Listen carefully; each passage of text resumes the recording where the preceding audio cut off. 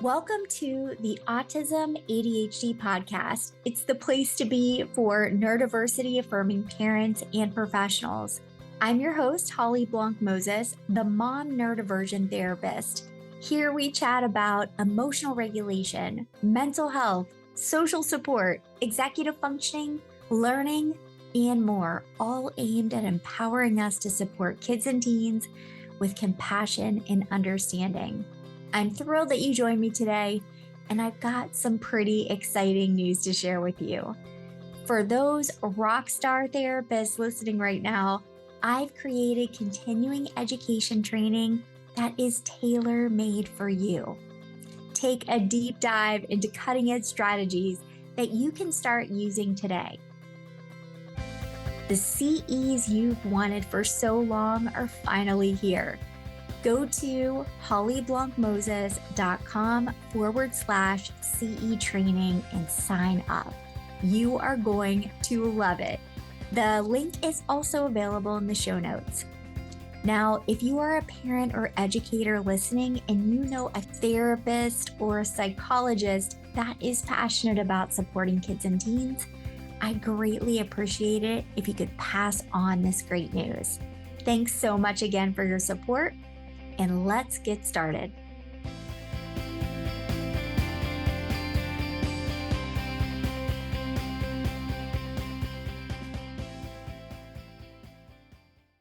Welcome everyone back to the Autism ADHD podcast.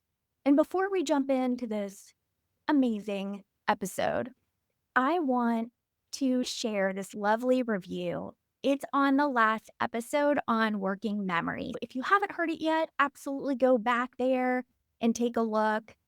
Notes everywhere. It says, Holly, my 3-year-old, 8-year-old, 13-year-old, 15-year-old, and 57-year-old selves were standing and cheering while wiping tears.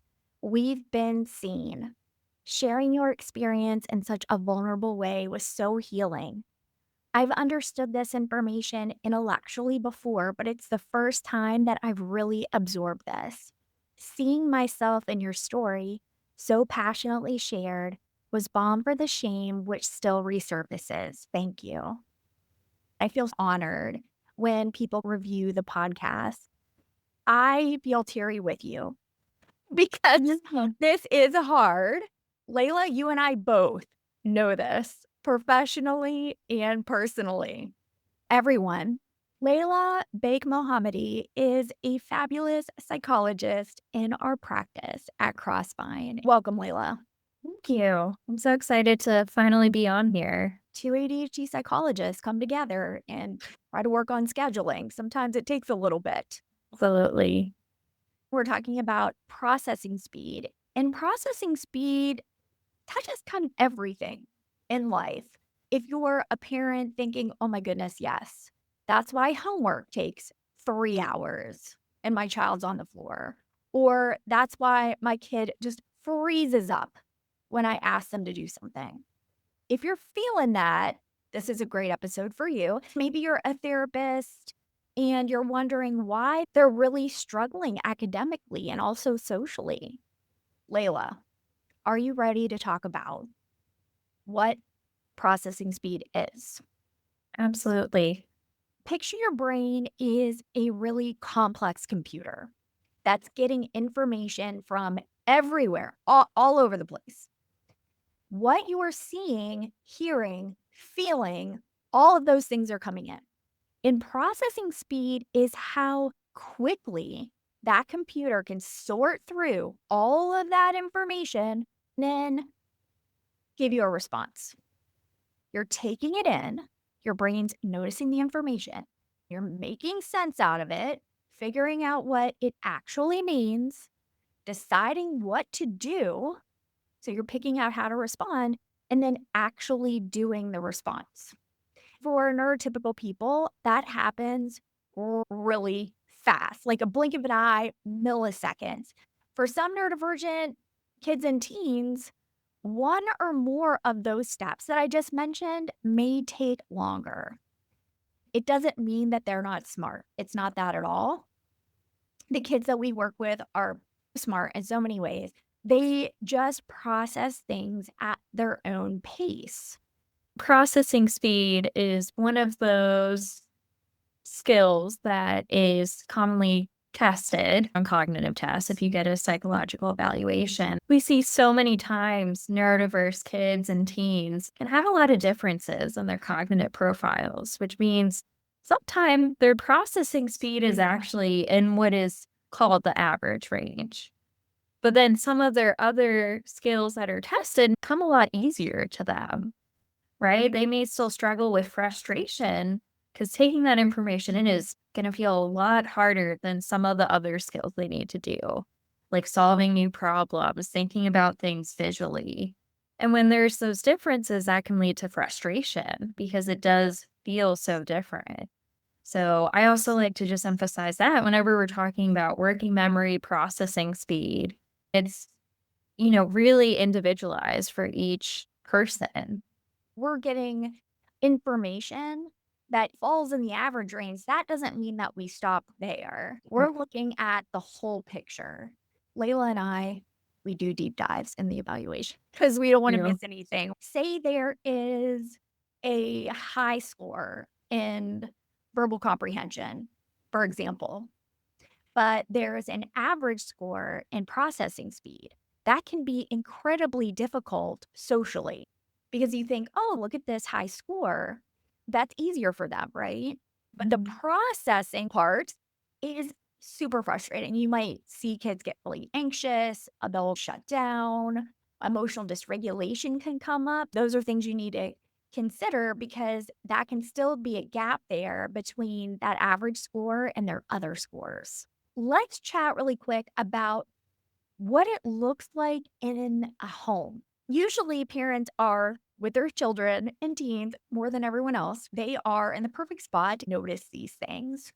Picture this: you're trying to get ready for school in the morning, and you have asked your child to get dressed like 10 minutes ago. And then you check on them, and they are sitting on their bed, staring into space, or doing something completely different. You feel super pressured. Or homework. Your child sits down to what might take 20 minutes, and somehow 3 hours later, they're falling out of their chair and they're on number three. They may even be crying at this point, and you may even be crying at this point. When you think about dinner time, everyone's talking about their day, and your neurodivergent child wants to contribute to the conversation. They want to jump in, but by the time they're thinking through what they want to say, everyone has moved on and the topic has changed. And then they're feeling really upset and they may have a hard time telling you exactly why. These are real differences in processing, and they're trying to figure out how to respond.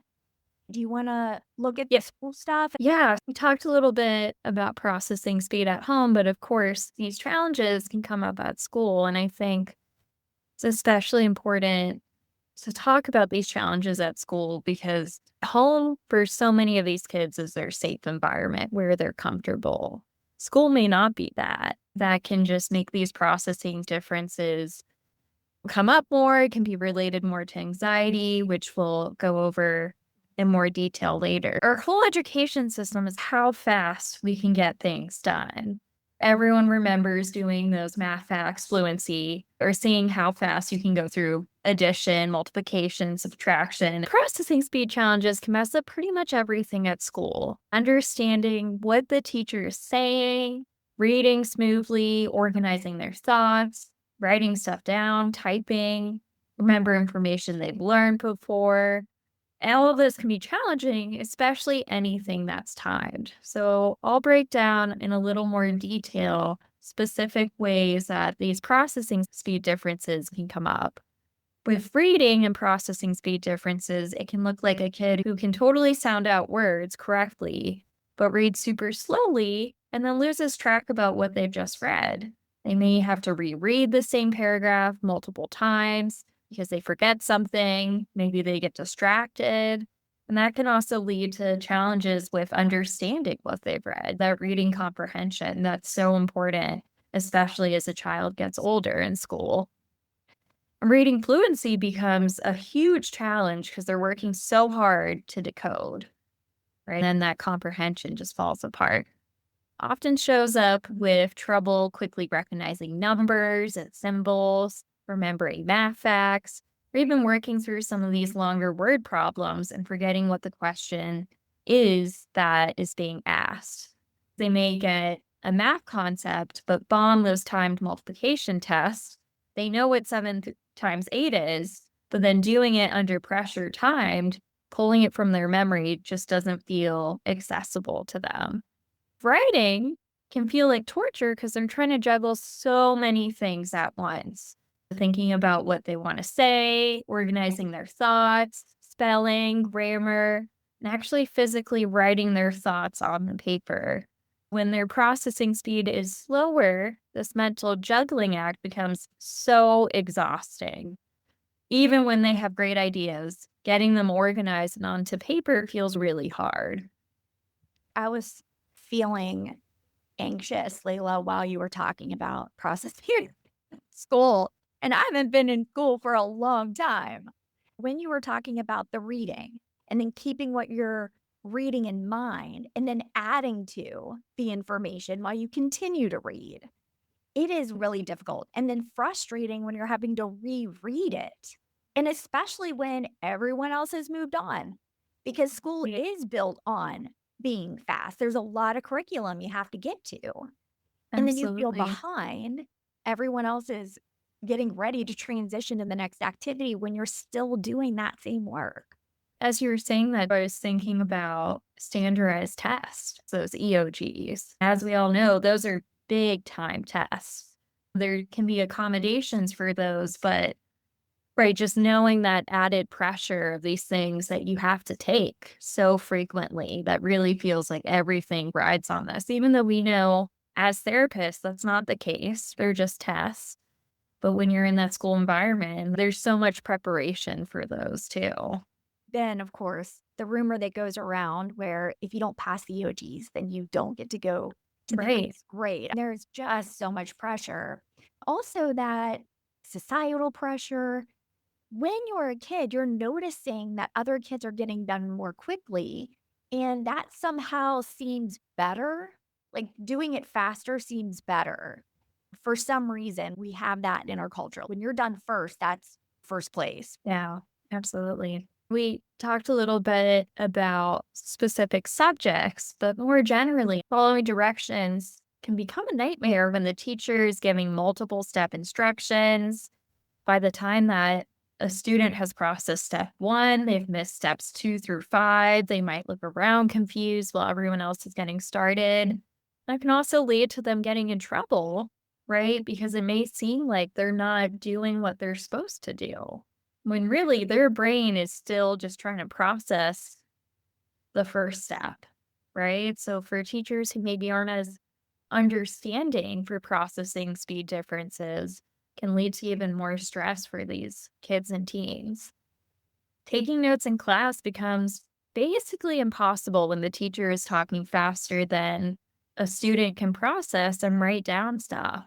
They're still trying to write down something from 5 minutes ago while missing what's happening in class right now. I even remember I was so focused in class on getting down all the information and writing it that I wouldn't even take in the information. I was just focused on getting the notes down. It is important, but it's not just about the notes, it's about learning the information. I remember that too. I could not write fast enough. You're trying to take notes, but then you can't hear what the teacher's saying, if that makes sense. And then if Yeah. you're still writing with your last thought and then your thought is interrupted or your brain is interrupted by another thought, the teacher may be 10 steps ahead, which can make understanding what's happening and note taking difficult. Yeah, absolutely. Tests can be a nightmare, and not just because of that time pressure, but also students with slower processing may use up so much brain power just trying to understand what the question is asking. And then they don't really have anything left to actually show what they know. They may know the material perfectly, but run out of time, get overwhelmed by the format. We see this so much, especially with like essay questions, figuring out those open ended questions, which are important for learning, but they can just be when you already have multiple choice questions, fill in the blank, and an essay, right? That can just lead to some of these kids that completely overwhelms them. Yeah, I agree. Essay was absolutely the hardest for me. Or fill in the blank when there isn't a list of options. You're already anxious for taking the test, and then you're even more anxious. Where do you start? What's enough information? What if I don't put enough in? It can be something you know so much about, but when there's that stress and anxiety and you just keep repeating it in your head, almost like that sense of panic sometimes. Social stuff at school can get tricky. These kids may miss out on social cues, not catch on to jokes or sarcasm, or it takes so long to process what someone said that the conversation has moved on. And lunch and recess, which are ideally supposed to be the times we have breaks, can actually be a lot more exhausting than class time because social interactions require such fast processing and those social connections are so important, right? So many of the kids we see just want to be accepted and included with their peers. And when it feels hard to keep up with the conversation, that can feel like an impossible task. You may see kids that avoid social interaction for that reason. Right. Oftentimes, my clients will tell me, I'm worried that there'll be an awkward pause. If your processing speed is not the same as a lot of other people around you, that may be the case, that you actually do need to pause to be able to think through what someone meant. Or maybe there was a joke, but you're not laughing and the other person doesn't understand why. It gets really tricky because everyone is scared of this awkward pause. So much so that they may not even talk to another person because of it. Yeah. And then lastly, this one was a huge one for me when I was in school, participating in class discussion. These discussions can be fast paced, change directions, can make it difficult to keep up. It's further complicated by that fear of judgment from peers. Am I going to say the right thing? A lot of times, a big part of grades are reliant on participating. For a lot of neurotypical folks, these discussions are how maybe they learn, but it can just feel so overwhelming, right? It moves so fast. There's this pressure. I just remember as a kid in class always feeling so much dread when I would get the syllabi at the beginning of the semester and see there's a big participation grade. I would always be so anxious going into class. I couldn't even focus on what was being taught because I would just be so afraid of being called on. Well, Layla, you're not alone because I felt the same way. Like, how am I going to do that if I already am so anxious and nervous that I'm going to get something wrong? When I knew the answer, I would raise my hand because I was so excited to share, but that's not when I got called on. It was usually when I wasn't having Mhm. my hand up. I spent a lot of the time in class just worried that I would be called on. All my energy was being drained because I was worried, what if I get called And on? it's stressful. I really wish that wasn't as big of a piece than like grades and classes. I understand part of it, but it needs to be modified because Yeah. social communication differences are definitely important when you're working with neurodivergent kids and teens. The mental health part of this doesn't get enough attention. Processing speed differences can just make this massive negative impact on the mental health of kids. Imagine feeling like you're running constantly to catch up with a world that's moving entirely too fast. You're smart, you're capable, but you feel like you can't show what you know because you need a little more time, but no one else seems to understand. They just know that you're not doing what you're supposed to be doing. Of course, you see that anxiety pop up. You mentioned time tests, social situations, basically anything where there's this pressure to respond quickly. Anxiety actually makes processing speed even slower. It is this really tough cycle. We talk about anxiety, and there's depression there too, because kids start internalizing these struggles. I must be lazy. I must be stupid. What's wrong with me? I'm slower than the other kids. When they notice all these other kids are getting done quicker, then they assume that something is wrong with them. So anxiety eats up the working memory resources that your brain needs to process information efficiently. They're worried about being judged, messing up, not finishing on time. Then you have these repeated experiences of not being able to keep up. So then that creates anticipatory anxiety. They're not even in school yet and they're worried about it because they're thinking about that. Oh my goodness, this is going to happen again. It's going to not be good for me. How am I going to handle all this work? And then because they're anxious, the processing is even slower. And that's understandable when you've had all this anxiety and sadness attached to school. It makes sense of why you would be nervous for it to even start. I never really had someone tell me, right, doesn't mean that you are a bad student or that you're bad at this subject. No one normalized. That was something that a lot of people can have differences or challenges with. It wasn't until I was an adult and I was in college, oh, I'm actually like not dumb, right? Yeah. It's just like I was in an environment that I had control over and that I could like make it the way that worked best for me. There isn't a lot of control in school. There just Right. isn't. It's you've got to show up and you've got to cover this amount and you got to move on. And someone with lower processing speed, whew, that's just a nightmare. Not only are you going to tell yourself, is that taking you so long? All these other kids are done. And then the other kids notice. Or if a teacher not trying to have the child feel bad at all, but they feel pressure to get through this amount of information a day. It's really everyone feeling pressured. Layla, processing speed can also be really fast. It doesn't mean that faster is better. Let's talk about that really quick because we see that too when we're doing evaluations.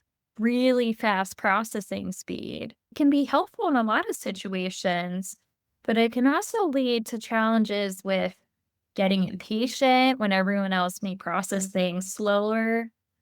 They can rush through things, make silly mistakes because they're going too fast, have trouble slowing their thinking down for more detailed work, getting frustrated in group settings where they have to wait for other group members. They can also feel anxious when they're forced to work at a slower pace. Or maybe something I've seen a lot too is there's just busy brains and they need, right, stimulation. They need things to help their brains feel better, right? It is true because when we're talking with parents and going through the information for evaluations, we always are looking at all of the angles, all the things that they might see in school, how this plays out in real life. You would think, oh, that's a higher number. That's probably really easy for them. It's not. This might be something you hear about rushing through work. You need to slow down. If I slow down, I feel anxious or bored.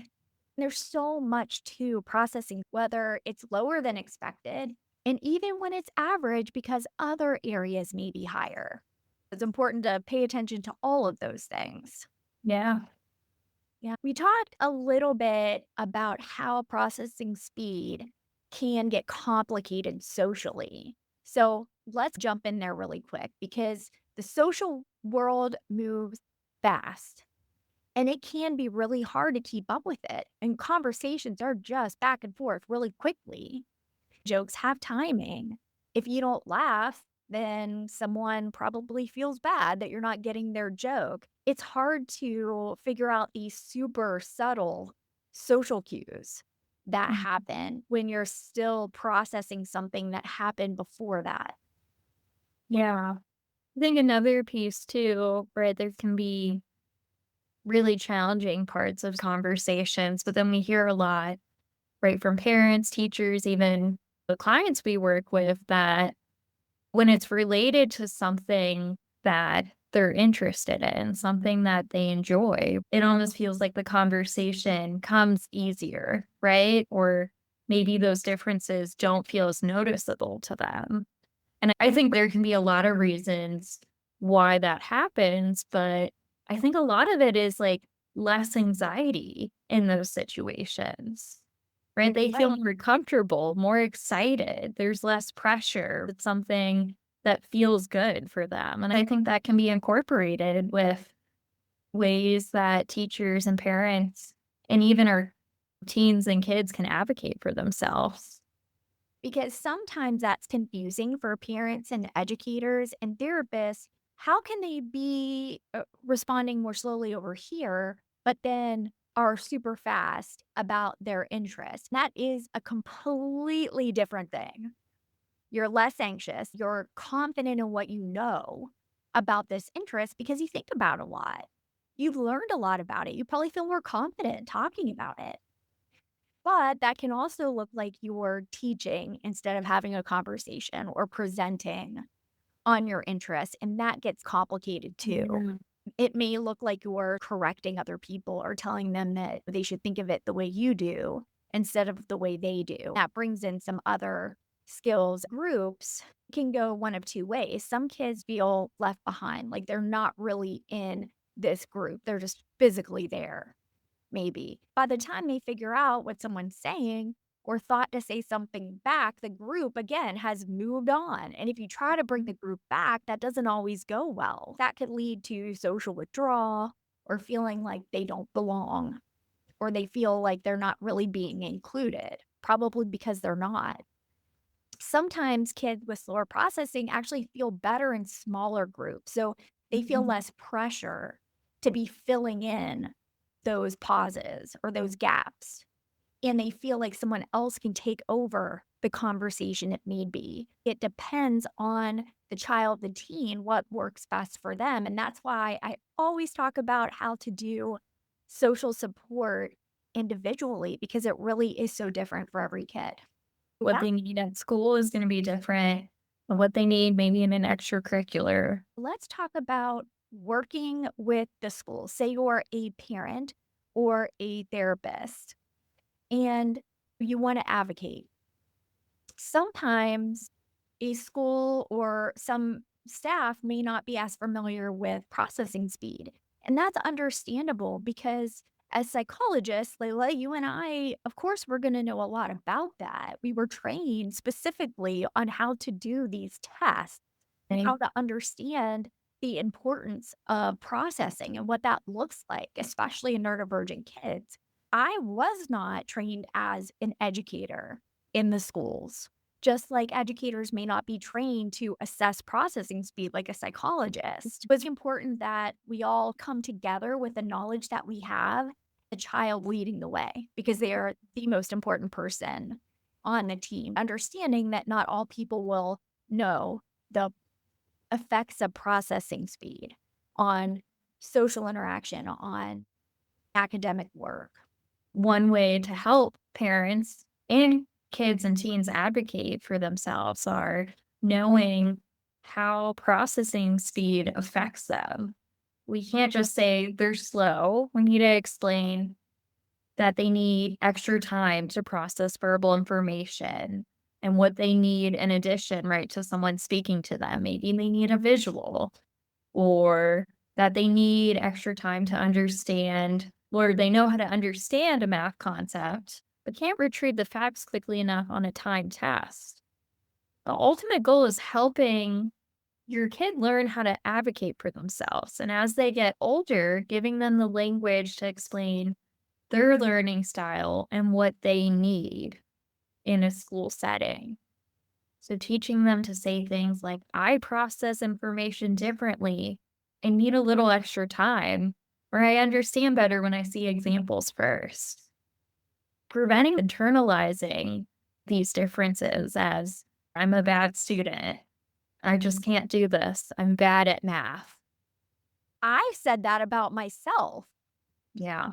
because that's what I thought. That's what I was presented with. I wasn't smart in whatever subject, like with math, Yeah. and it's not an excuse. I think we both tell all the parents we work with, right? They know their children better than anyone else.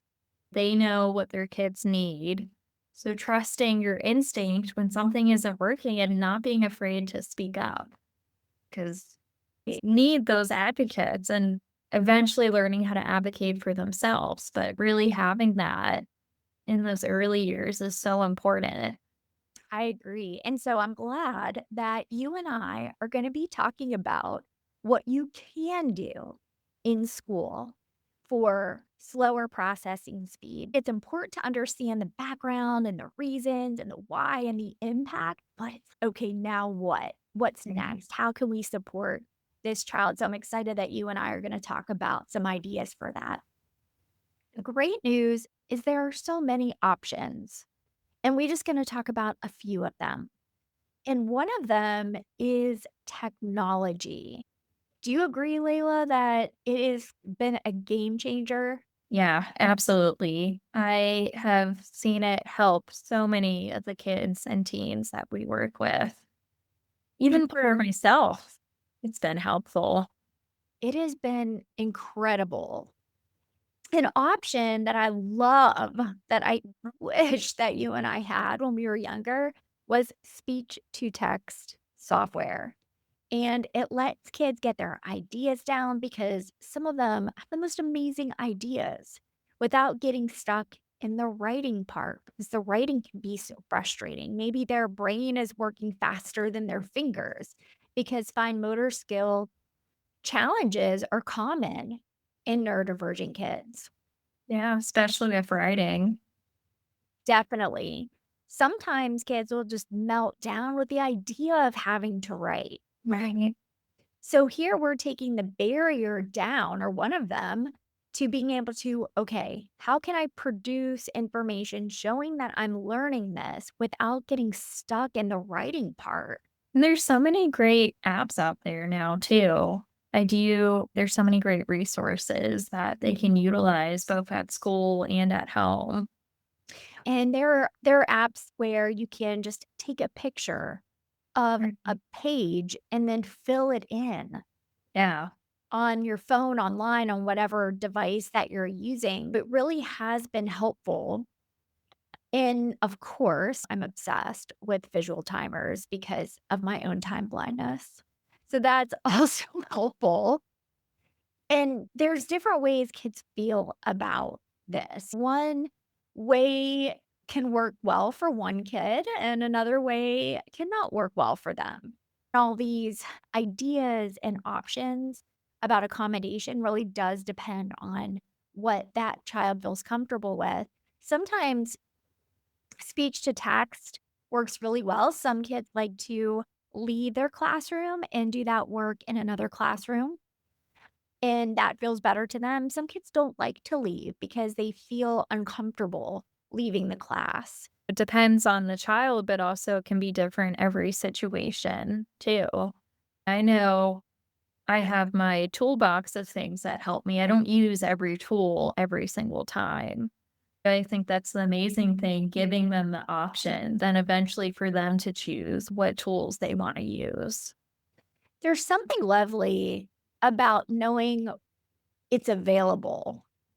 Like you mentioned, maybe they don't need it this time because they don't have to write more than 2 sentences. If they have 3 or more sentences, it's really helpful to know they have access to it. Knowing what is in that toolbox and being able to say, "I need this," and having that option all the time, I think can decrease anxiety.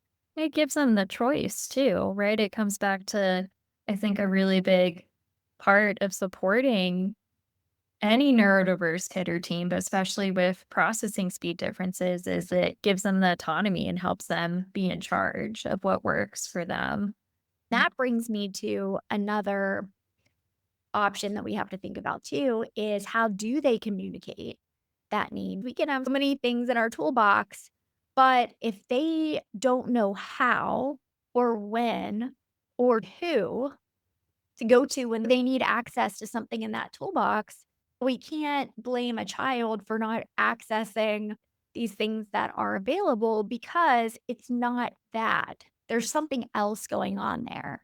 It may be the communication part. Maybe they're not sure what they need when they are struggling. There's so many things that we can do, obviously, in therapy too, to help with that. Something that's coming to mind right now is being able to communicate in a way that works best for that child because we know communication becomes even more challenging when the anxiety is high. And Mhm. oftentimes for kids with slower processing speed, it is higher. So, thinking about having an option where a child can circle something on a page right on their desk. Maybe it's, I need more time. You can come up with the best accommodations, but we also have to understand when that child might need it and they know when they might need it, or you know when to offer it and how to break down that barrier. Yeah. Yeah, to wrap it back around, instead of just giving them saying, "This is what you're gonna do," every time there's written material, it really helps them learn what is going on when I feel like I need something like text to speech or when I need a visual. It's helping them build that self-awareness so that they can understand, "Okay, I know this feels hard. I know this is what it's like when it feels hard, and this is what I need, and how can I communicate it?" Which is not an easy task, right? All of those separately can take a long time to build. Altogether, it's even longer, but it helps them break that down. When we are sitting at the table, if we're talking about a 504 or an IEP, we need to figure out how it will happen, like the how. And I think a lot of times we miss it. Another thing we need to consider are built in breaks.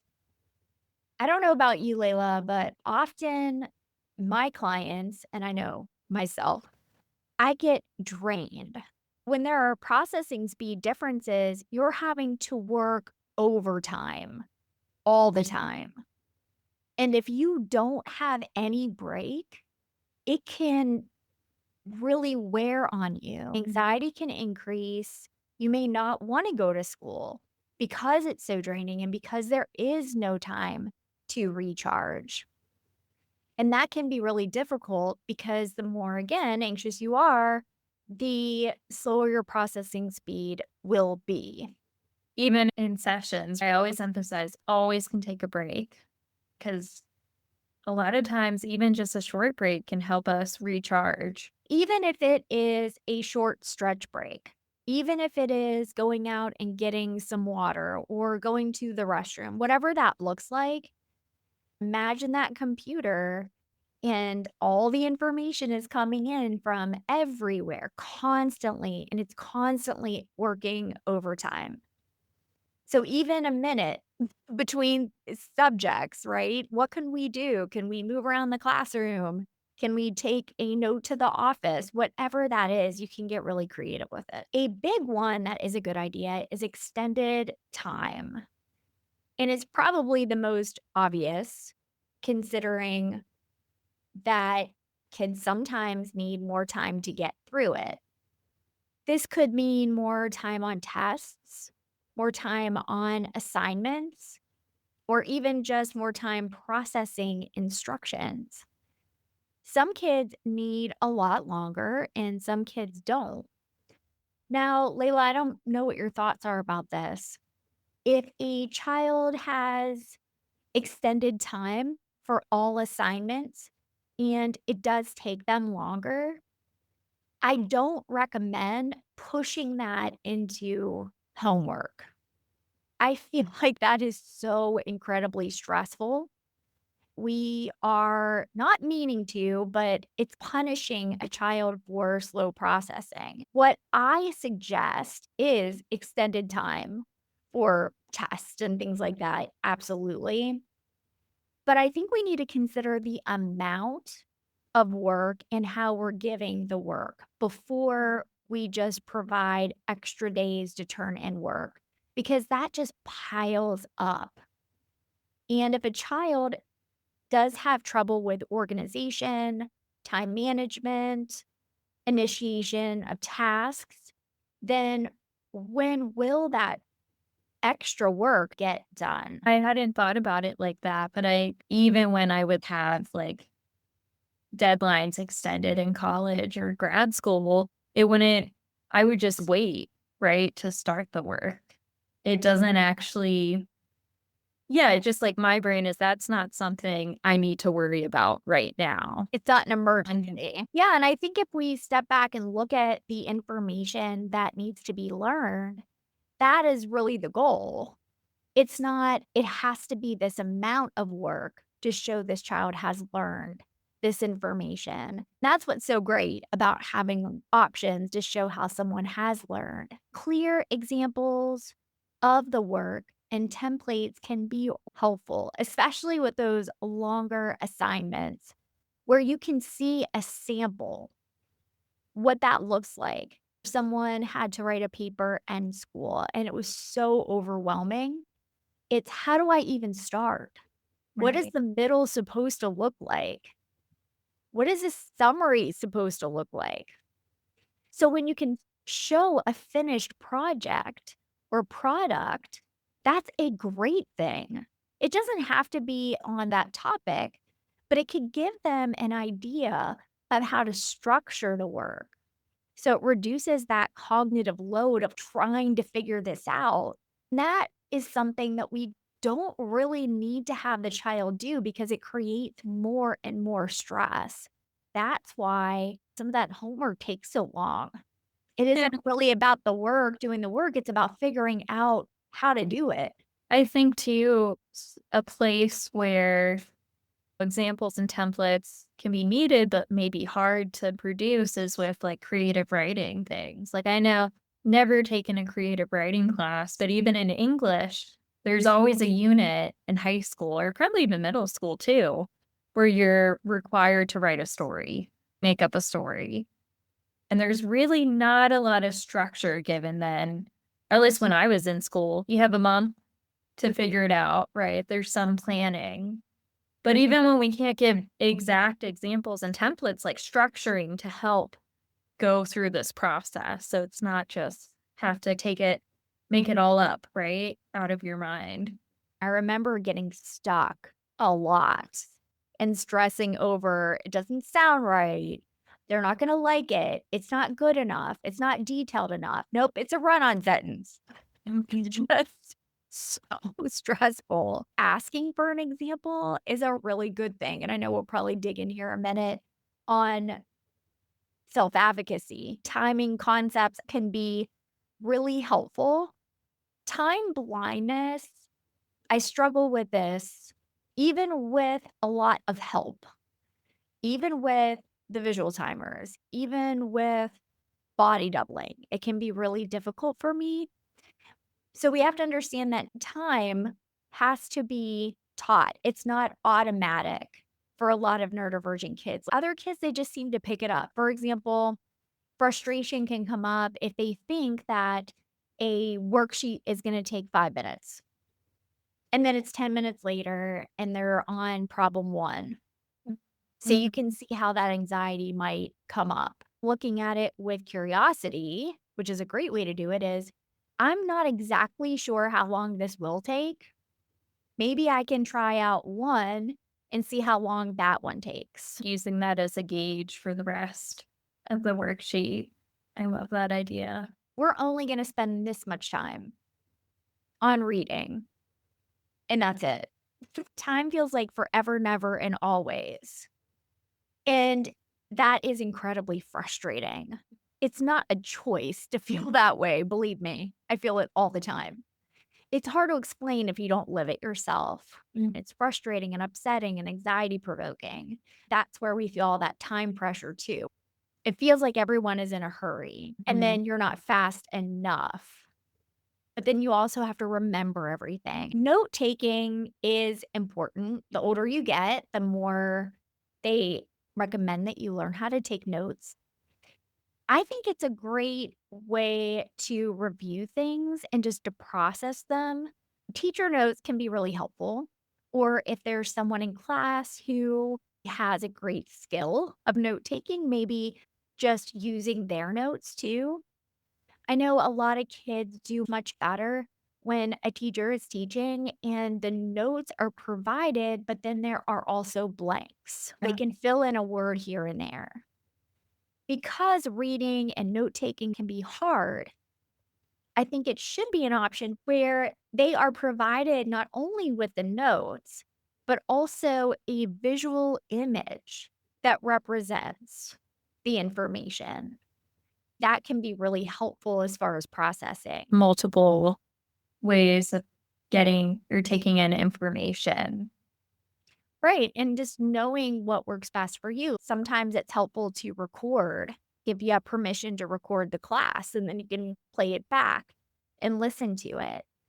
Or having slides. Teachers will use Google Slides.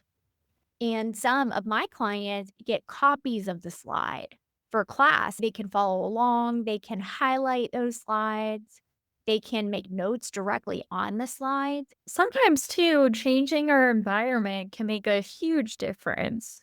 A lot of times, this can be seen as going to a quiet testing space, having reduced visual distractions like a window or like a door that you can see the hallway, having them be able to flexible seating to help them focus their processing on the actual task instead of managing environmental overload.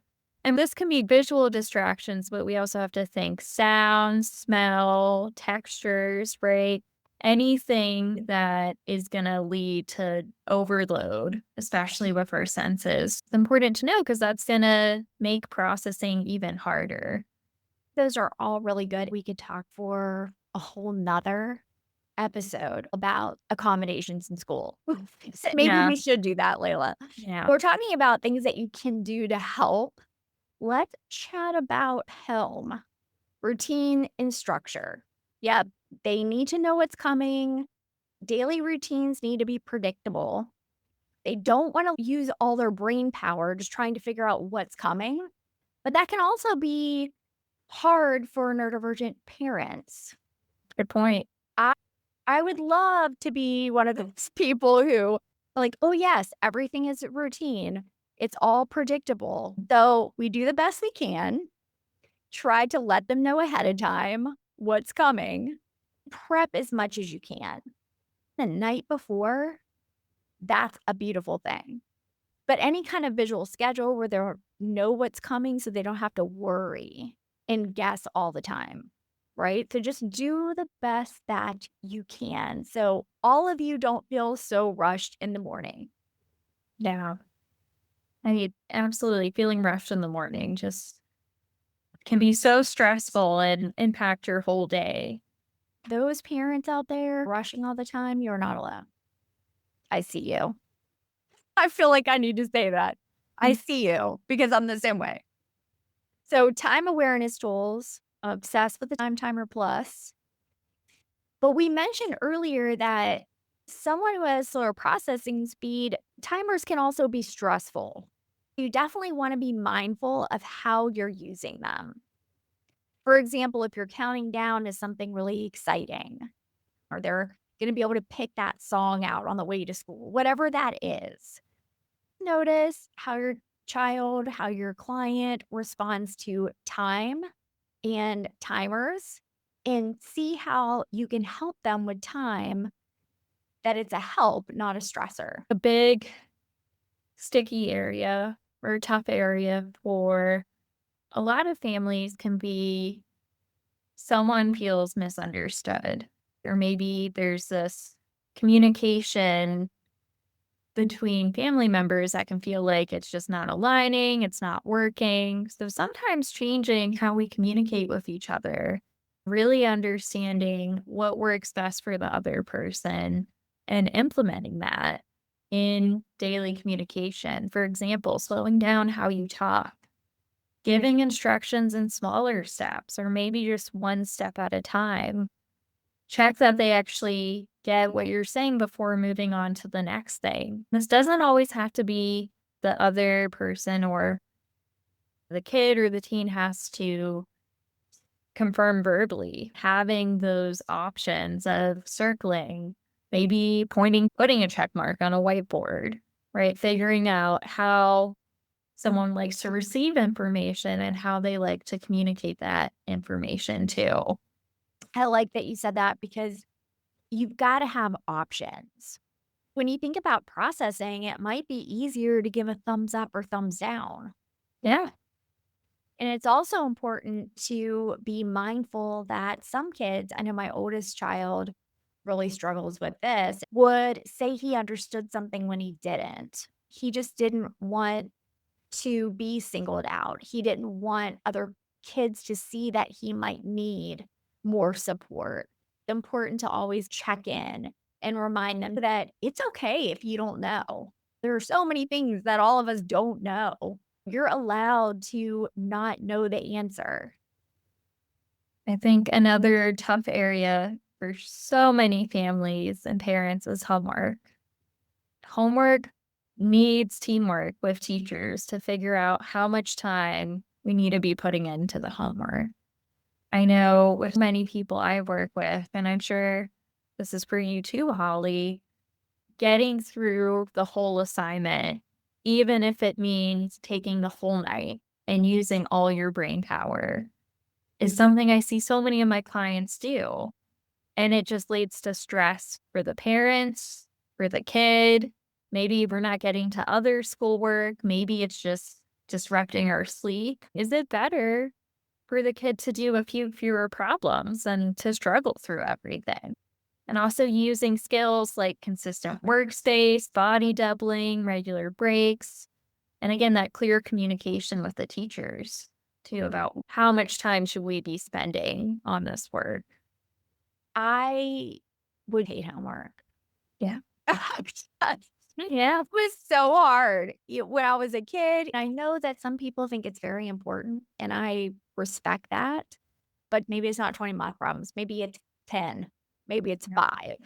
If a kid, which I see this all the time, is already at their max, they are drained. They just can't do one more thing after school, and then they have more. I'm not sure who agrees with me or not out there, but you think about all of this information stressing work-life balance, where you shouldn't work at home and you need to be present when you're home.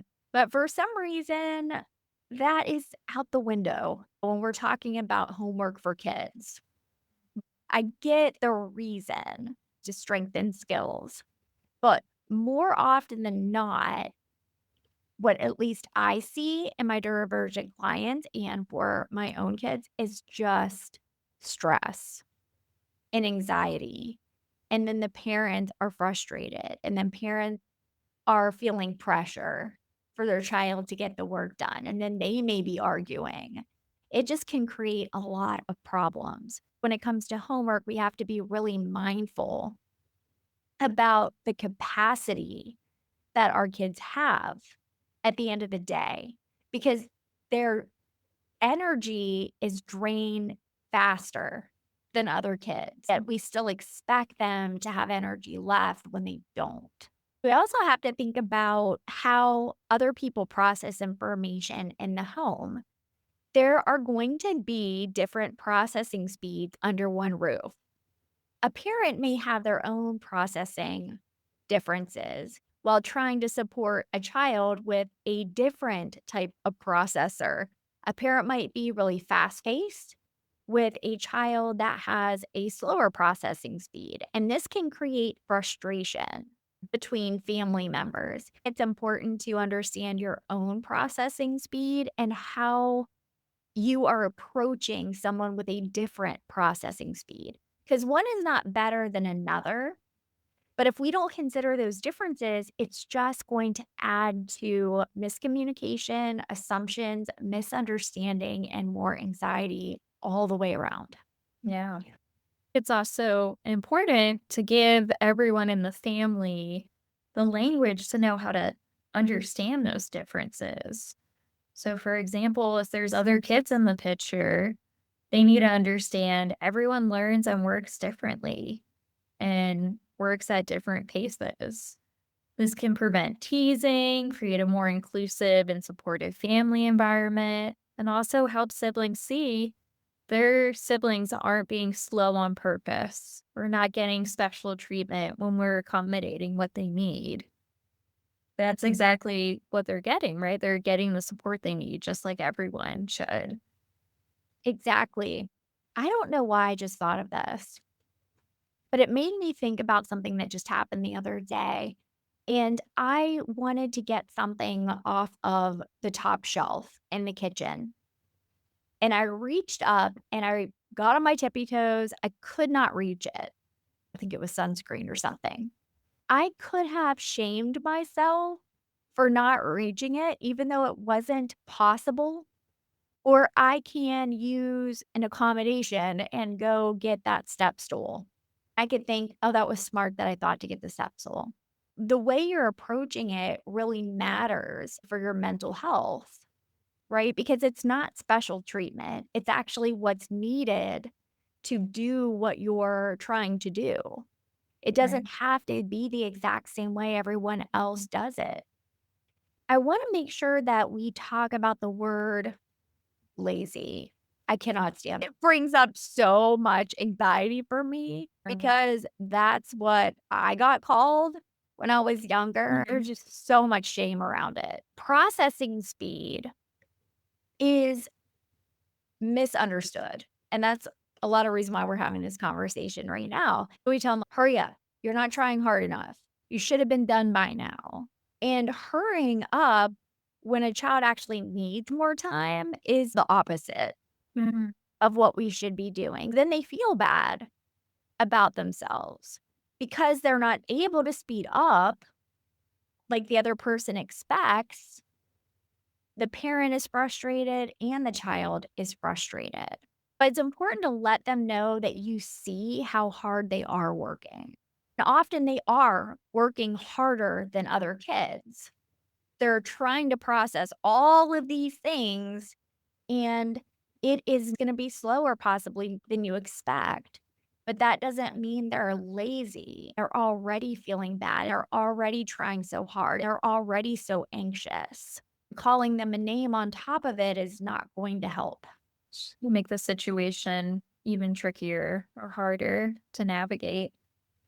Instead of calling them lazy, we want to make sure that they understand that we know how hard they're working. Another really big piece is care is so important for anyone, but especially for these kids and teens who are working, like you just said, so hard to keep up with processing demands in school, at home, with friends, everywhere. It's important, one, helping these kids and teens understand themselves and also understand how their brains work. Not about making excuses, it's about them developing that self awareness and learning how to advocate for themselves and really setting them up for when they're older, right? And maybe more independent. How can I advocate for what I need? And this conversation can be trickier than you would think. It's hard to explain processing speed differences because processing speed affects so many different areas of life. I always love using analogies. Your computer has something in it that makes it run fast. Same with a car, taking in all this information.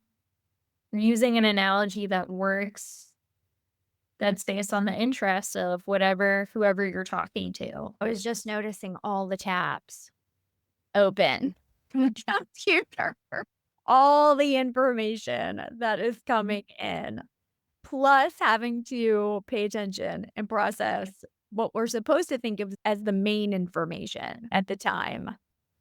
Yeah, it's really hard. I'm so glad that we got a chance to talk about processing speed and break it down and being able to say, this is what can be helpful for you. That way, they're not surrounded by shame. They're not huge self critics because of thinking they're less somehow when Yeah. they're not. Because there's lovely things about kids being more careful and creative Yeah. and just thinking deeply and noticing more details.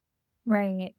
So thank you, Layla, for coming on and chatting with me today. Well, thanks for having me. It's such an important topic that doesn't get discussed enough. If you think your child may have slower processing, get that comprehensive evaluation. That's going to be incredibly important. You can learn more about how your child takes in information and also responds to information. If you are a therapist listening and you suspect that a client may have slower processing speed, it's always great to discuss that with the child's parent. Thanks, Layla, and I will see you down the hallway soon.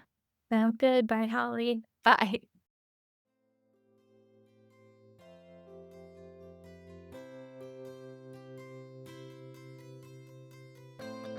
If you found this podcast helpful, I greatly appreciate it if you could take a second to give it a 5-star review. With your positive feedback, I can continue bringing you free, valuable information. As an extra thanks to you for sticking around, there are special gifts waiting for you in the show notes. You'll find links to free resources on supporting neurodivergent kids and teens with social interaction, emotional regulation, and more. So come on down to the show notes and get your free resources. Take care, and I look forward to seeing you next time. All content provided is protected under applicable copyright, patent, trademark, and other proprietary rights. All content is provided for informational and educational purposes only. No content is intended to be a substitute for professional medical or psychological diagnosis, advice, or treatment. Information provided does not create an agreement for service between Holly Blanc Moses, Crossvine Clinical Group, the interviewee, Holly Blanc Moses LLC, and the recipient. Consult your physician regarding the applicability of any opinions or recommendations with respect to your symptoms or medical condition or the symptoms or medical condition of your family member. Children or adults who show signs of dangerous behavior toward themselves and/or others should be placed immediately under the care of a qualified professional.